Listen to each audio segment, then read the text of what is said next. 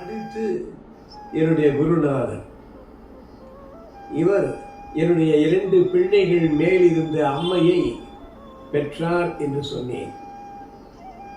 அது ஒரு யோக பயிற்சி, அட்டாங்க யோகம் என்று சொல்லுவார்கள். இயமம் நியமம் ஆசனம் என்பது போல.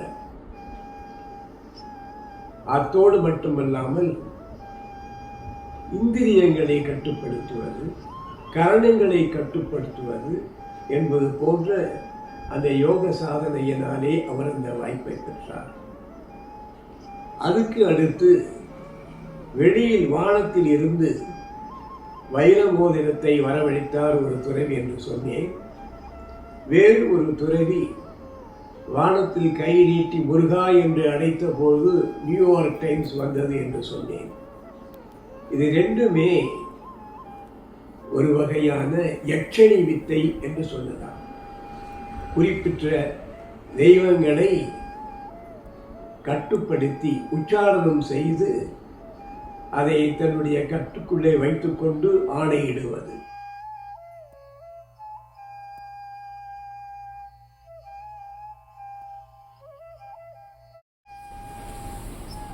இந்த பகுதியில் மனிதனை பற்றி பொதுவான சில கருத்துக்களை தெரிந்து கொள்வதன் மூலமாக சித்தர்கள் மனிதர்களிலிருந்து எவ்வாறு வேறுபடுகிறார்கள் அறிவதற்கு ஒரு வாய்ப்பாக இருக்கும். மனிதன் என்ற ஒரு சொல் மண் என்னும் சொல்லின் அடிப்படையில் தோன்றியது. மண், மனம், மனிதன், மனிதர், மாந்தர் போன்ற சொற்கள் எல்லாம் மண் என்ற அடிச்சொல்லிலிருந்து வந்தது. மண் என்றால் நிறைவேறுதல். தமிழில் 3 வகையான நகரங்கள் உண்டு.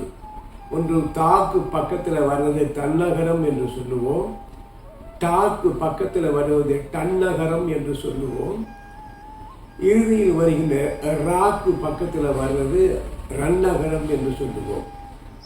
தாக்கு பக்கத்தில் வர்றது 3 சுழினா, ராக்கு பக்கத்தில் வர்றது 2 சுழினா என்று. மண் என்பது 2 சிம்மா நா. மண் என்பது நிறைபெறுதல் என்னும் பொருள் உடையது. அதிலே இருந்து வந்ததுதான் மனம், மனிதன். மன்னா உலகத்து மன்னுதல் குறித்தோர் தம் புகழ் நெறியை தாம் வாய்ந்தனரே என்று புறநானூறு வருகிறது. நிலையில்லாத உலகத்தில் நிலையாக வாழ வேண்டும் என்றால் தன்னுடைய பெயரை நிறுத்திவிட்டு மறைதல் வேண்டும் என்பது பொருள். இந்த உலகத்தின் பெருமையை பற்றி வள்ளுவர் கூட நெருநல் உழல் ஒருவன் இன்று இல்லை என்னும் பெருமை உடைத்து இவ்வுலகு என்பார். இந்த உலகுக்கு ஒரே ஒரு பெருமை தான், நேற்று இருந்தவன் இன்னைக்கு இல்லை. அது வள்ளுவர் சொல்லுவார். திருமூலர் கூட அடப்பண்ணி வைத்தார், அடிசலை உண்டார், மடக்குடியாரோடு மந்தனம் கொண்டார், இடப்பக்கம் நிறையே நொந்தது என்றார், கிடக்கப்படுத்தார் கிடந்து ஒழிந்தாரே என்று ஒரு பாடல் வருகிறது. இது பெரும்பாலும் அறிந்த பாடல்களானார். மனைவி சமைக்கிறாள், கணவன் உண்ணுகிறான், இருவரும் மகிழ்வாக இருக்கிறார்கள். சிறிது நேரம், கொஞ்ச நேரம் கழித்து எனக்கு இடது பக்கம் நெஞ்சு வலிக்கிறது என்கிறாள். அவன் படுக்கிறான்.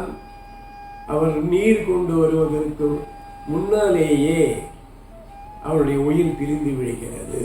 கிடக்கப்படுத்தார் கிடந்து ஒழிந்தாரே. அவ்வளவு நிலையில்லாதது இந்த உடலும் உயிரும் உலகமும். அதுதான் மன்னா உலகத்து என்றார். ஆனால் உண்மையிலேயே மண் என்றால் நிலைநிறுத்தல். மனம் நிலையானது, மனிதனை இயக்குவது.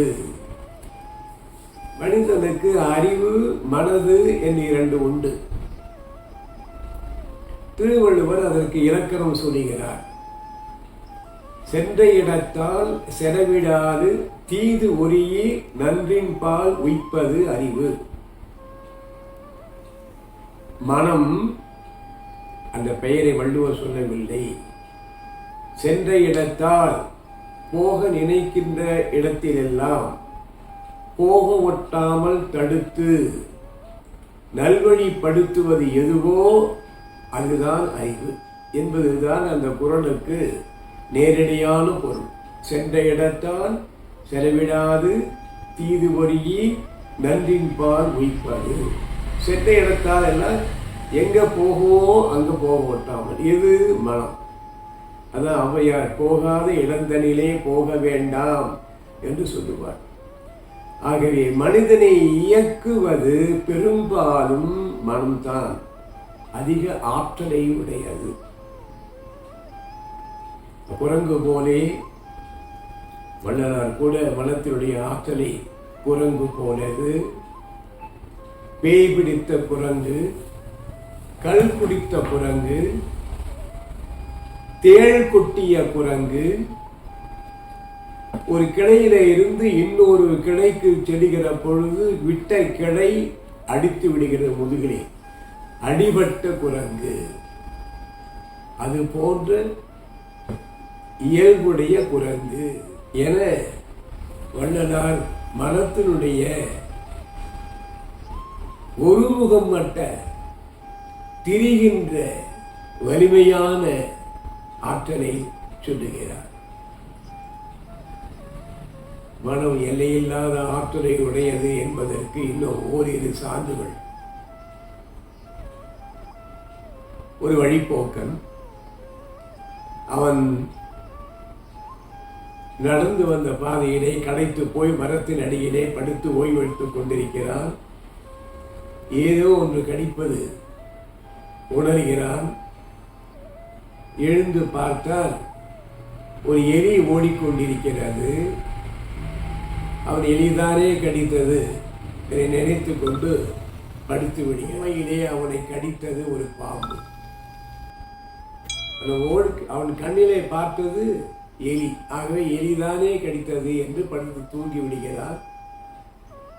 உடலிலே எதுவும் ஏற்படவில்லை, மாறுதல்.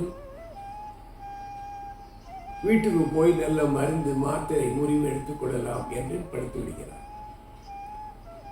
பிறிது ஒரு நாள் அவன் அதே போன்று இடத்திலே வந்து படுத்து உறங்கிக் கொண்டிருக்கிற பொழுது ஏதோ கடிப்பது போன்ற ஒரு உணர்வு ஏற்படுகிறது. அப்பொழுது அவனை கடித்தது எலி. அவன் கண்ணிலே பார்த்தது ஒரு பாம்பு. அவன் மனதிலே ஆழ பதிந்து விட்டது, பாம்புதான் கடித்தது என்று ஆழ பதிந்த காரணத்தினாலே ஏற்பட்ட அச்சத்தினாலே இறந்து விடுகிறான். இது மனத்தினுடைய செயல். இதே போன்று நான் படித்ததிலே பிடித்த ஒரு செய்தி, மேலைய நாடு ஒன்றில் மரண தண்டனைக்கு உள்ளாக்கப்பட்ட ஒரு குற்றவாளியை 2 மனநல மருத்துவர்கள் அரசு அனுமதி பெற்று அழைத்து வருகிறார்கள்.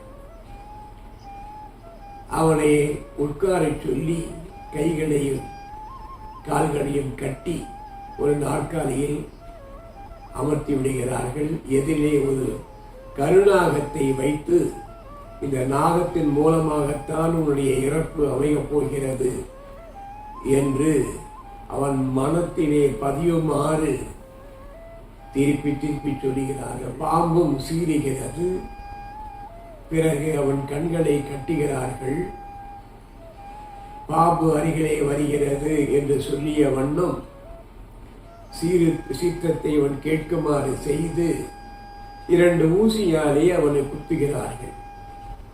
உண்மையிலே அவனை பாம்பு தீண்டவில்லை. ஊசியால் குத்தியவுடன் அவன் தானே பாம்புதான் தீண்டிவிட்டது என்று நினைத்து மரணிக்கின்றான். பாம்பு தீண்டியவன் எப்படி இறப்பானோ அது போன்ற இறப்பு அவனுக்கு ஏற்படுகிறது என்று ஒரு செய்தி படித்தேன். இது மனத்தினுடைய ஆற்றலை காட்டுகிறது. இவ்வளவு வலிமையான மனத்தை அடக்கியவர்கள் தான் சித்தர்கள் என்று சொல்லுவார்கள். இது பற்றி அடுத்த பதிவிலே விளக்குவேன்.